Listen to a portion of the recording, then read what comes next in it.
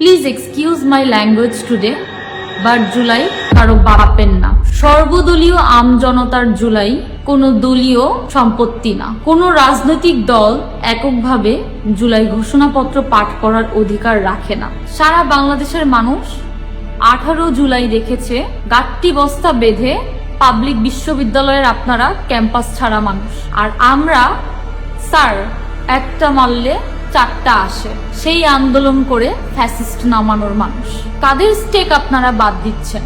এই জুলাই অভ্যুত্থান শহীদ, আহত, প্রাইভেট, মাদ্রাসা, স্কুল, কলেজ, হেফাজত, সাংবাদিক, শ্রমিক শ্রেণী, সেনা অফিসার থেকে শুরু করে সবার এই ঘোষণাপত্র এককভাবে কোনো দল নিজেদের মতো করে পাঠ করতে চাইলে ওই সকল মানুষকে অবমাননা করা হবে যারা নিঃস্বার্থভাবে রাজপথে নেমেছিল। জুলাইয়ের বিস্তৃতি সারা বাংলাদেশ জুড়ে। সেই জুলাই এককভাবে দখল করার অধিকার কে দিয়েছে আপনাদের?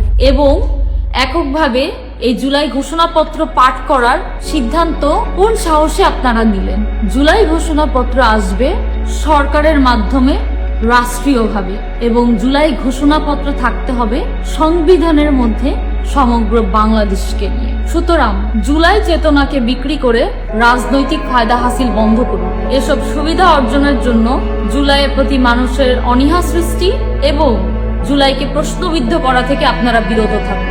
আমাদের শহীদ এবং আহত ভাইদের কষ্টে অর্জিত জুলাই সারা বাংলাদেশের সকলের মনে জারি থাকুক এবং জুলাইয়ের প্রতি ভালোবাসা সারা জীবন অটুট থাকুক।